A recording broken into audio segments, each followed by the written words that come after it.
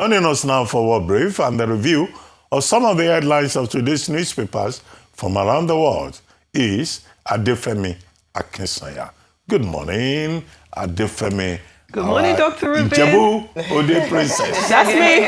That's me. I appreciate the full title today. Good morning, Dr. Rubin. Good morning, Ayo. Welcome, Bimba. Good morning. Thank you. Morning, Adefemi. Looking dashing and green. This Ogunparapọ because I was surrounded. That's true. But you never know. I might join them. So you see? I'm joking. She might not be from your mouth to God's ears. You never know. Journalism started in Egba Nation in 1859. We became a nation in 1830. Yes. The first set of missionaries were in Egba land, and journalism started there in 1859. So it flows in your veins. And we have sustained that tradition. Definitely. And our sister from Ijebu Ode, you are in good company. Thank you, as always. Good morning to you viewers. Let me tell you what's happening around the world. Now, following on from Nicki Minaj's speech at the United Nations against, of course, this was on attacks against Christians in Nigeria on Tuesday, Nigeria has condemned its exclusion from the event. Now, Chargé d'Affaires Sindolf Endoni of Nigeria's permanent mission to the United Nations said the decision to bar Nigerian officials was made to protect participants from possible retaliation, but it amounted to, as he said, shaving our head in our absence. Now, during a brief meeting at the Nigerian House in New York, U.S. Senior Advisor for African Affairs, Patricia Mahoney, informed Endoni that the event was private and that only 3 UN member states were invited and a few personalities, including a Nigerian pastor, but no Nigerian government officials. Now, Endoni warned that the U.S. practice of naming and shaming could heighten tensions and deprive Nigeria of its right to respond to these accusations, telling its own side of the story. Now, he called for inclusive dialogue and pledged continued collaboration on security issues despite the diplomatic snub. Well, staying in the United States, and President Donald Trump has signed a bill on Wednesday to compel the Justice Department to release files related to Jeffrey Epstein. Now, the move ends months of bipartisan efforts in Congress for their release, which initially met resistance from the president and sparked sharp divisions within the Republican Party. Now, instead of holding a public bill signing ceremony, as he usually does at the White House, what we did see was Trump announcing on Truth Social that he had made this decision, that he had signed the measure. Now, he used his post on Truth Social to take more digs at Democrats, repeating his hoax claims.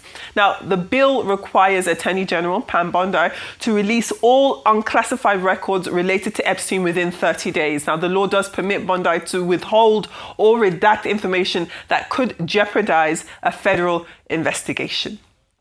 Well, United States and Russia officials, they have quietly drafted a new plan to end the war in Ukraine that would require Kyiv to surrender territory and severely limit the size of its military. That is as Russians, drones and missile strikes killed at least 25 people in the city of Ternopil earlier this week. Now, the draft plan, which was reportedly developed by Donald Trump's envoy, Steve Witkoff, and the Kremlin advisor, Kirill Dmitriev, would force draconian measures on Ukraine that would give Russia unprecedented control over the country's military and political sovereignty. Now, the plan is likely to be viewed as a surrender in Kyiv, and clearly likely that the Ukrainians will not like it. Now, our last story on today's World Brief is one about football. Now, in a reportedly mutual decision, North London football team, mine and Ayo's football team, Arsenal, and the Rwanda Development Board, they have agreed to end their sleeve sponsorship at the end of this season. Now, this is a £40 million per year deal that puts the word Visit Rwanda on the sleeve of Arsenal jerseys. That's been the case since 2018. But this decision has followed sustained pressure from supporters groups like Gunners for Peace, as well as political criticism over Rwanda's human rights record and alleged links to the conflict in the Democratic Republic of Congo. So you've got the Arsenal CEO, Richard Garlick, acknowledging the deal's financial benefits for the club's ambitions, while also you do have the Rwanda Development Board's Jean Grey Africa saying that the collaboration has succeeded in promoting Rwanda's tourism and conservation goals. Now, the split does leave a vacancy on Arsenal's sleeve and opens the door for a new commercial chapter for the club.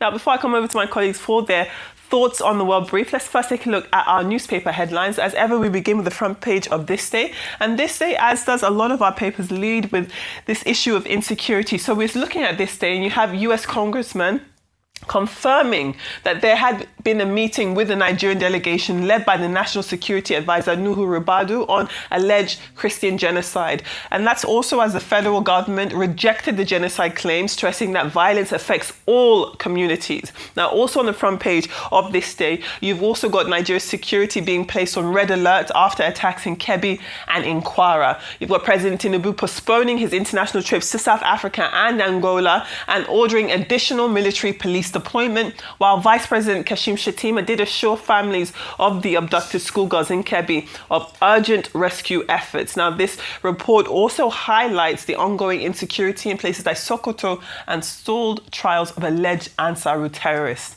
Let's take a look at The Guardian today. Now, The Guardian this morning, in the same vein, it does also lead with insecurity and what the government is doing. There's public outrage, of course, over these rising abductions and violent attacks. And there have been reports that the Nigerian army is recruiting 24,000 new personnel to bolster security. The paper also highlights top military and security chiefs amid mounting pressure on authorities to curb this surge in insecurity. And we're seeing the same on the Daily Independent. Now, just as we saw on the front page of This Day, the Daily Independent has the federal government rejecting US claims of genocidal attacks in Nigeria, warning that such statements have emboldened violent groups. Now, Secretary General of the Federation, George Akume, said that the country's security crisis stems mainly from insurgency and banditry, not religion, noting that both Christians and Muslims have been affected. Well, to the Daily Trust now, and the Daily Trust this morning, again, looking at insecurity. So you've got the paper leading with this clash, this attack on Eruku Church in Kwara State, where we saw bandits kill at least 3 people and affect the worshippers there. They also abducted some 30 people. That attack has sparked protests, with residents demanding stronger security. Police and vigilante groups are pursuing these attackers, while Governor Abdul Rahman Abdul Razak has called for urgent reinforcement of security in the state. Well, let's take a look at the New Telegraph this morning. The New Telegraph does lead with the NLC's call for urgent action following the Kebbi school abduction. And clearly another institution putting a highlight on what is happening. So the union is warning that the incident signals a deepening national security crisis. Now, if we take a look at the Vanguard does lead with the president, as we've already discussed, his decision to halt his planned trips, or at least postpone them, those ones going to South Africa for G20 and Angola for the African Union, European Union meetings. Now, this is off the back, of course, of those attacks that we're seeing in Kebbi and in Kwara. The Vanguard also, though, reports on a warning from the former presidential candidate, Benga Hashim, warning that the federal government has lost its grip on security in the north. And as we can see, it is the former president's birthday, so I can imagine that is something that will be a cause of celebration despite the unsettling news that we've been seeing throughout here. Let's take a look at the Daily Sun. I mean, this is the Daily Sun, isn't it? The Daily Sun does report that NIHASA has raised alarms over water pollution in Lagos, Kogi and Kebbi states. It's just this story across the top here. And we're seeing that contaminations from floods, industrial waste and sewage has threatened public health. The agency also has urged for urgent action to ensure safe drinking water. Now, the Daily Mirror in the United Kingdom does lead with a dramatic warning from the United Kingdom to Russia. This is after a Russian spy ship was spotted close to UK waters in the North Sea. The headline says, "We see you, we are ready." It does capture Britain's strong response as Russian crews reportedly pointed lasers at RAF pilots, blinding them. Now, UK defense officials also say that the military is fully prepared to act if the threat escalates. And lastly, let's take a look at The Guardian in the United Kingdom. The UK Guardian has the leader of the Labour Party and the UK Prime Minister Sir Keir Starmer calling on Nigel Farage of the Reform Party to address detailed allegations of racist behaviour during Farage's teenage years. Now, the paper says that Downing Street described the claims as disturbing and insists Farage must respond urgently. So those are newspaper headlines from across Nigeria and the world, and we've also got the World Brief to comment on. Love to hear your thoughts. All right, yes, shall I go ahead?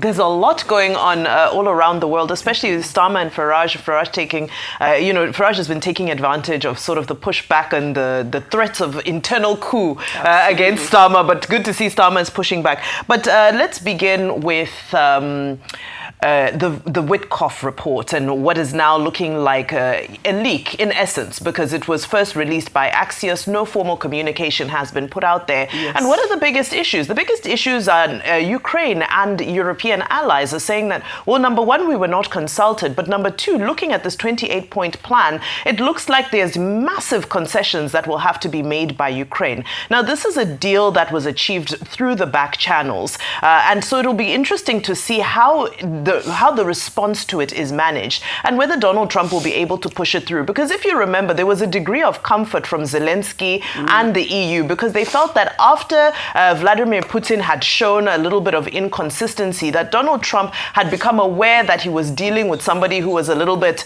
erratic and that he was going to be a little bit more sentimental and gentler leaning towards Zelensky. And this document released by Witkoff is proving that that is not the case. Another major issue that has not been addressed is NATO. And we know how contentious the issue of whether it be a NATO membership or whether it be a buffer for Russia to separate it from further NATO membership. We already know there have been incidents happening in Poland, the sabotage of the railway line and so forth. So there's been deepening conflict in Eastern Europe around NATO and what seems to be the comfortability that people have accepted with the fact that Ukraine, Poland, and other nations will deepen their ties with NATO. Now, I'll go quickly to Congressman Riley Moore, who Dr. Bati earlier had alluded to the fact that, first of all, you have this high-power delegation from the NSA, Minister of Foreign Affairs, and so forth, are going to meet Congressman Riley Moore, who is a freshman.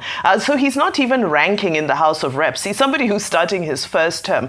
However, having said that, he comes from a political dynasty. His mother is Senator Shelley Moore Capito, who was one of the most respected senators from West Virginia. His grandfather was actually a governor as well of West Virginia. So, is it a case of sort of a political dynasty and a young gun coming in who has chosen an issue that he thinks will shoot him up into the higher ranks of the Republican Party? We'll wait to see. But I found it quite interesting that, okay, beyond him being a freshman, there is sort of this huge political pedigree and circle of influence around his family. And his family initially was not in support of Donald Trump, but later on, they realized that an endorsement from Trump would be important for them in West Virginia. But I believe the delegation will also be headed to the White House today, not to see the president, but to see some other White House officials. We look forward to the reportage from that. Thanks, bye. All right, Nicki Minaj is still in the news, Dr. Bati's favorite rap artist. But a very valid point there around Nigerians, Nigerian protesters or Nigerian delegation being made to be in attendance. I understand the reason behind this, but this again brings up the conversation around ambassadors.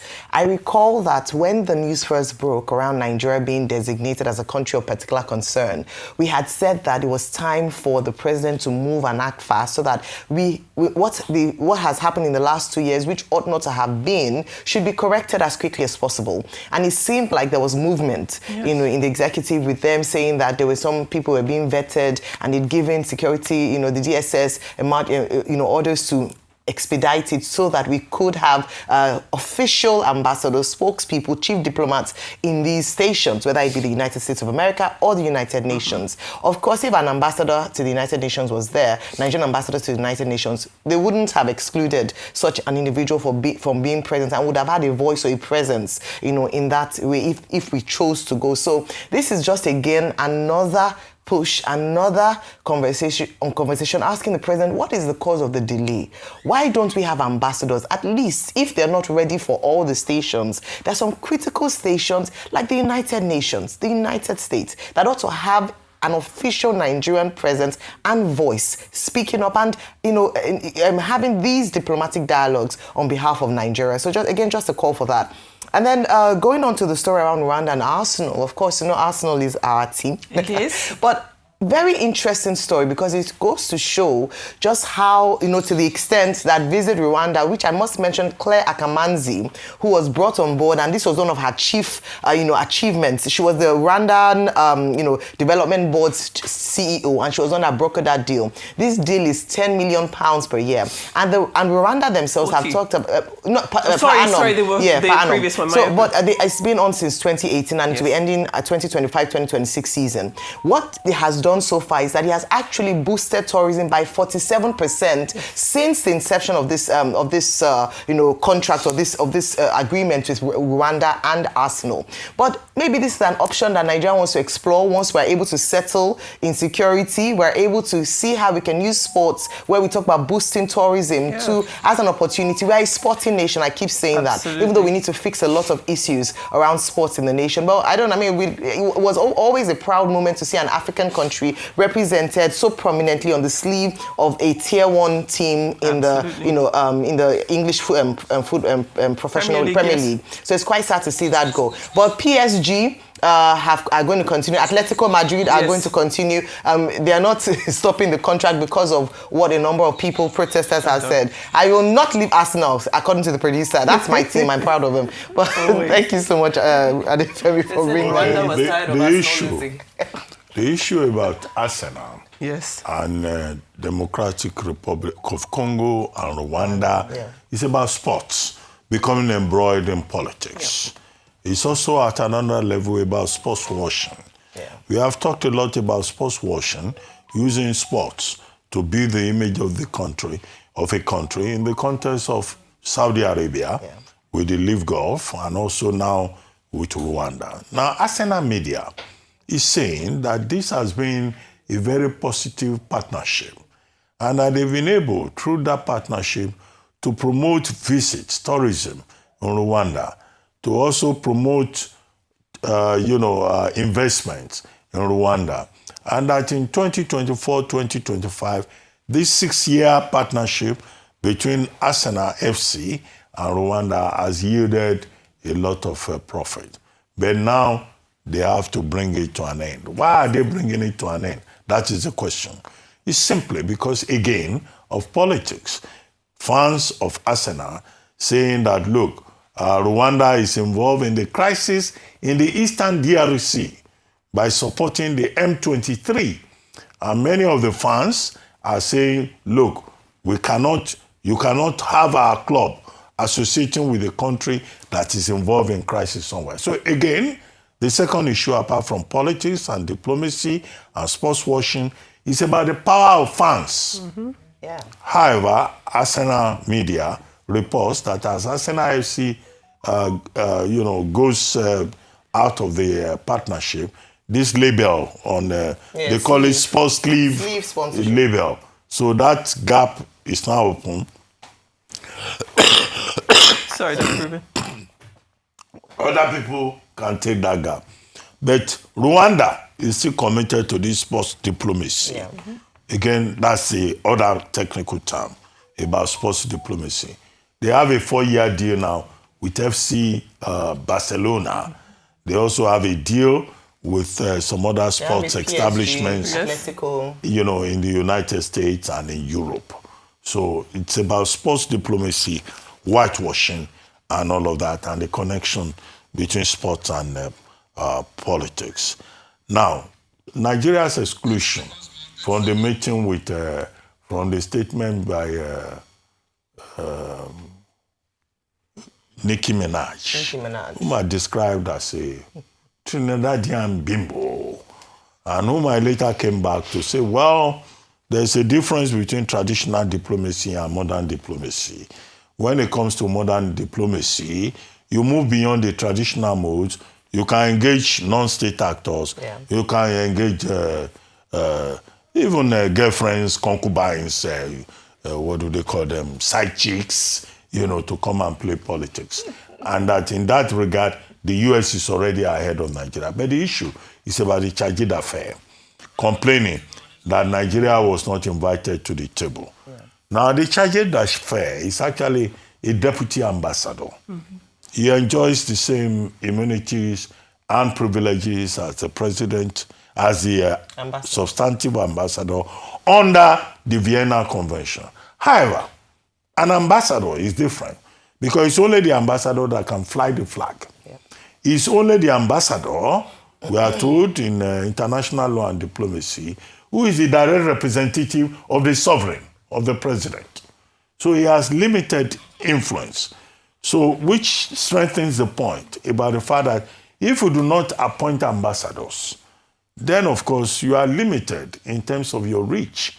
And then we have this charge d'affaires in the United States. Nobody even bothered to consult him because they know that he is limited in terms of his ability to speak for Nigeria. And that's why President Tinubu, I thought it was 2 weeks ago, they were announcing that President Tinubu, we have it on exclusive authority and good evidence and all of that he was going to announce. Now 2 weeks have passed now. We have not had anything. The problem is that some of the people that are appointed to this professional cadre, they are mostly people who are recruited as job for the boys. I think Nigeria must see that, diplomatic appointments should not be job for the boys. It should not be job for APC henchmen. Because now Nigeria is at a crossroads in terms of its relationship with the world, and we need to pay more attention. Trump approving the Epstein files and signing the bill. Well, the thing that everybody must know is that, they are not going to release every part of it. So Trump is acting out of confidence, knowing that, by protocol, not everything will be revealed. So he will have been protected. He says it's the Democrats who want it. So you may not get the kind of transparency and accountability that you are asking for. As for the US-Russia peace deal, it's again the hypocrisy of the United States. The content of it, the US is defending the interests of Russia and downplaying the interests of Ukraine, more or less asking Ukraine to concede to Russia.